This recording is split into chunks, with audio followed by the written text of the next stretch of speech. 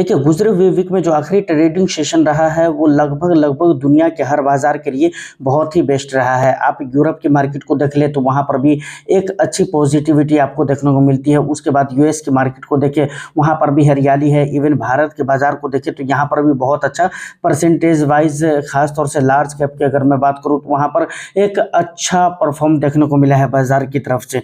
तो आखिर ये आखिरी वाला जो ट्रेडिंग सेशन था पिछला वीक का, वो इतना बेटर क्यों रहा है और आगे बाजार की स्थिति क्या रह सकती है, इन दोनों मुद्दों को लेकर हम बात करेंगे। क्योंकि आज सैटरडे है, आज हमारी मार्केट बंद है, कल भी मार्केट बंद ही रहेगी और 25 तारीख को मार्केट ओपन होने वाली है, यानी मंडे को। तो मंडे को कैसा रहेगा मार्केट, हम इसको लेकर भी बात करेंगे। लेकिन सबसे ज़रूरी बात यह है कि भाई हालात इतने ख़राब है, लेकिन उसके बावजूद क्या ऐसे रीज़न और क्या कारण हुए जिसकी वजह से भाई आखिरी का जो ट्रेडिंग सेशन रहा है वो बहुत ही अच्छा रहा है।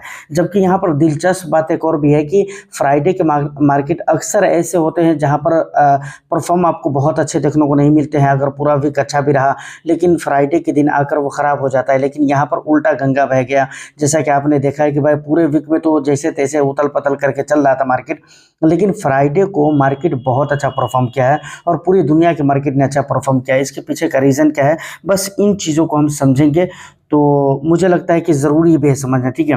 तो वीडियो बहुत इन्फॉर्मेटिव होगी, बस एक लाइक कर दीजिए, शेयर कर दीजिए। चैनल को अगर अभी तक आपने सब्सक्राइब नहीं किया है तो ज़रूर कर लीजिए, क्योंकि आपको पता है कि भाई इस तरह के इंटरेस्टिंग कंटेंट मैं आपके लिए लेकर आता रहता हूँ। देखिए, यहाँ पर मैं आपको बताना चाहूँगा कि एक ख़बर जो कि न्यूज़ 18 वगैरह की तरफ से चलाए जा रहे हैं और उसके अलावा सोशल मीडिया पर भी इस तरह की बातें हो रही है। क्या बातें हो रही है वो मोटे-मोटे तौर पे मैं आपको बताना चाहता हूँ।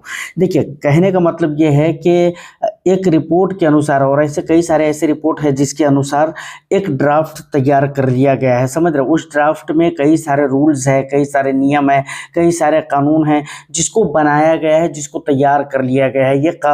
ये कानून, ये लॉज क्यों तैयार किए गए हैं, इसलिए कि भाई ईरान और यूएस के बीच में जो वॉर चल रहे हैं वो सारी वॉर ख़त्म हो जाए और लोग आपस में मिल जाए, दोनों देश आपस में मिल जाए हर तरह को लेकर। अब देखिए, मोटे मोटे तौर पे मैं आपको ये बताता हूँ कि उस ड्राफ्ट के अंदर है क्या, ठीक है ना। मोटे मोटे तौर पे मैं आपको बता रहा हूँ जो कि मेन चीज़ें हैं, जो कि सबसे ज़्यादा मेन है और जो कि सबसे ज़्यादा स्पेशल है, जिसका समझना बहुत ही ज़्यादा इम्पोर्टेंट है। उन चीज़ों को समझिए कि उस ड्राफ्ट में है क्या। सबसे पहले नंबर पे ये है कि भाई दोनों देश एक दूसरे के मामले में इंटरफेयर नहीं करेंगे।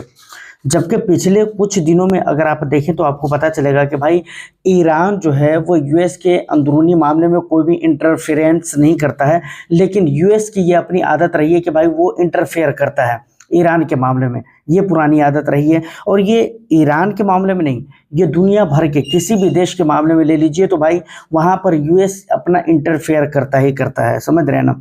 दूसरी बात यह है कि भाई कहा यह गया है कि आर्मी, चाहे वो ज़मीनी हो, आसमानी हो, हवाई हो, हर तरह के फोर्स के ऊपर एक पाबंदी लगा दी जाएगी कि कोई किसी को टॉर्चर नहीं करेंगे। कोई देश, किसी भी देश की आर्मी, किसी भी देश की आर्मी को टॉर्चर नहीं करेंगे, एक दूसरे से कोई पंगा नहीं होना चाहिए, ठीक है ना। और यहाँ पर जो सबसे बड़ा और मेन जो पॉइंट है वो है स्ट्रेट ऑफ हॉर्मुज़। समझ रहे हैं ना कि स्ट्रेट ऑफ हॉर्मुज़ से गुजरने के लिए किसी भी जहाज़ के ऊपर हमला नहीं किया जाएगा, किसी के साथ गलत नहीं किया जाएगा, ठीक है ना। चाहे वो ईरान का हो या यूएस का हो या चाइना का हो या कहीं का भी हो। और ये इतना मेन पॉइंट है और यही सबसे मेन पॉइंट है बल्कि भारत के लिए। और भारत के अंदर जो डीजल और पेट्रोल और गैस, सीएनजी, पीएनजी वगैरह की जो महंगाई बढ़ रही है, भाई जो कुछ भी है उसकी जो महंगाई बढ़ रही है ना, ये वाला जो पॉइंट है ना, इसी पॉइंट की वजह से भारत के अंदर की जो महंगाई है और डीजल, पेट्रोल, गैस वगैरह की जो कमी है वो दूर की जा सकती है। तो ये सबसे मेन पॉइंट है भारत के लिए, ठीक है ना। उसके अलावा ये भी कहा गया है कि भाई धीरे धीरे करके जैसे जैसे ईरान ये सारे कंडीशंस, टर्म्स को मानता हुआ चला जाएगा, वैसे वैसे जो भी ईरान के ऊपर सैंक्शंस लगे हुए हैं, ठीक है ना, क्या कहते हैं यूएस की तरफ से, वो सारे सैंक्शंस धीरे धीरे करके हटते चले जाएंगे। मतलब ये एक ही बार में नहीं हटेंगे। जिस तरीके से ईरान इन चीज़ों को एक्सेप्ट करता हुआ चला जाएगा, उस तरीके से उसके ऊपर से जो भी पाबंदियां हैं वो धीरे धीरे हटती हुई चली जाएंगी। तो यहाँ तक मतलब जो भी बातें हुई है वो पिछले वीक को लेकर बातें हुई है। अब सबसे बड़ा सवाल ये आता है कि भाई आगे मार्केट के जो सिचुएशन रहेंगे वो किस प्रकार के रहने वाले हैं, मार्केट में क्या हो सकता है। तो देखिए यहाँ पर एक चीज़ मैं अभी आपको बताना चाहूँगा। देखिए फ्यूचर को देखने के बाद ना किसी भी चीज़ का जैसे डाउ हो गया तो डाउ का फ्यूचर हम देखते हैं तो वहाँ पर बहुत सारी बातें क्लियर हो जाती है कि भाई यहाँ पर क्या हो सकता है, ठीक है। इसी तरीके से निफ्टी का जो फ्यूचर है गिफ्ट निफ्टी, इस समय पे अगर आप देखेंगे, देखिए मार्केट बंद हो या चालू हो, ऑन हो ऑफ हो, उसे मतलब नहीं है। फ्यूचर हमेशा आपको इंडिकेट करता रहता है, ठीक है ना। तो मार्केट अगरचे बंद है लेकिन फिर भी यहाँ पर अगर आप देखेंगे तो इस समय पे गिफ्ट निफ्टी के अंदर दबाव देखने को मिल रहा है, ठीक है। थोड़ा सा माइनर सा दबाव है जो कि देखने को मिल रहा है।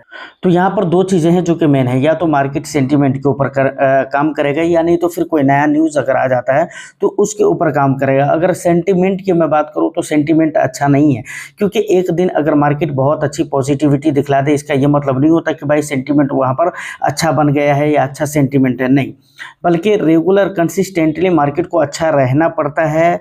चाहे वो परसेंटेज वाइज बहुत अच्छा परफॉर्म ना करे, कोई दिक्कत नहीं है, लेकिन at least positive max to max जगह पर रहना पड़ता है। बहुत सारी जगहों पे पॉजिटिव रहना पड़ता है, तब जाकर एक सेंटीमेंट होता है जो कि बेटर क्रिएट हो पाता है। तो जो सेंटीमेंट की अगर हम बात करें तो वो चीज़ अभी नहीं है मार्केट के अंदर। अब बात करें न्यूज़ की, तो न्यूज़ अगर कोई आ जाती है, इस बीच में कोई खबरें आ जाती है जो कि पॉजिटिव होती है बाजार के लिए, तो ऑफ कोर्स वहाँ पर सोमवार को मार्केट में आपको एक अच्छा उछाल देखने को मिल सकता है। ये भी पूरी तरह से डिपेंड करेगा खबर के ऊपर, यानी खबर जैसी होगी, न्यूज़ जैसा होगा, उस तरह से मार्केट आपको रिएक्ट करके दिखलाएगा। देखिए तो यहाँ पर ये भी बातें क्लियर हो जाती है। अब मेरा खुद का कुछ पर्सनल अपना ओपिनियन है जो मैं आपको बताना चाहता हूँ। आपके भी कुछ ओपिनियंस होंगे तो आप मुझे कमेंट सेक्शन में ज़रूर बताइएगा। देखिए यहाँ पर जो ये ड्राफ्ट की बातें की गई है कि भाई दोनों देश के बीच के लिए जो मिलाप के ड्राफ्ट है वो तैयार कर लिए गए, जो रूल्स है, टर्म्स एंड कंडीशन है वो तैयार कर लिए गए। देखिए मैं साफ सुथरे अल्फाज में कहना चाहता हूँ, मुझे तो ऐसा कुछ भी भरोसा नहीं है कि भाई यूएस यहाँ पर इंटरफेयर नहीं करेगा, इसराइल यहाँ पर इंटरफेयर नहीं करेगा, क्योंकि इन दोनों के अंदर ऐसी आदत है ही नहीं है। इन दोनों का नेचर है और ये दोनों करेंगे ही करेंगे, समझ रहे हैं ना। ये बातें की गई है। एक बात और भी कही गई है, टर्म्स एंड कंडीशन में जो ड्राफ्ट तैयार किए गए उसमें टोटल 10 रूल्स हैं। वहाँ पर एक चीज़ ये भी कही गई है कि जिस दिन ये दोनों देशों की तरफ से ऑफिशियली अनाउंसमेंट कर दिया जाएगा कि भाई अब एक दूसरे के बीच में हम सीज फायर कर रहे हैं, हम लोग सीज फायर कर रहे हैं, उसी दिन से ये नियम लागू भी हो जाएगा, ठीक है ना।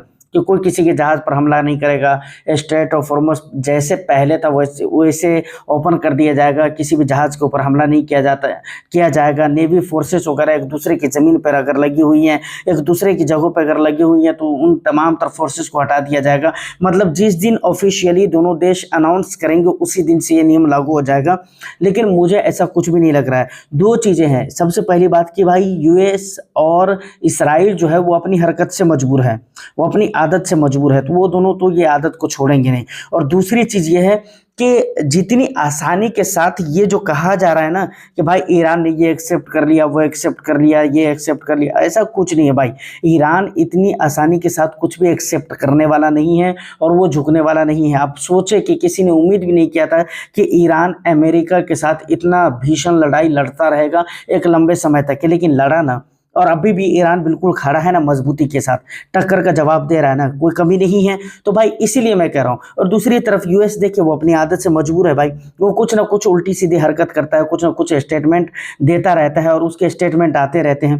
फिर कुछ ना कुछ स्टेटमेंट आएगा और बात खराब हो जाएगी, फिर कुछ ना कुछ ऐसी हरकत वो करेगा, फिर बात खराब हो जाएगी। और यही होना है, ये मेरा पर्सनल ओपिनियन है। मैं ये नहीं कह रहा हूँ कि ऐसा ही होगा या होना चाहिए, नहीं हो तो और अच्छी बात है। लेकिन मुझे इन दोनों की हरकत यानी यूएस और इसराइल की जो हरकतें हैं, इन चीज़ों को देखने के बाद मुझे ऐसा लगता है जो कि मैंने आपको बताया हुआ है। तो वीडियो ओवरऑल अच्छी लगी होगी तो बस एक लाइक कर दीजिए, शेयर कर दीजिए। आपका जो भी अपना ओपिनियन है आप मुझे बता सकते हैं। मैं फिर मिलता हूँ किसी नेक्स्ट वीडियो में। जब तक के लिए all the best. Thank you for watching.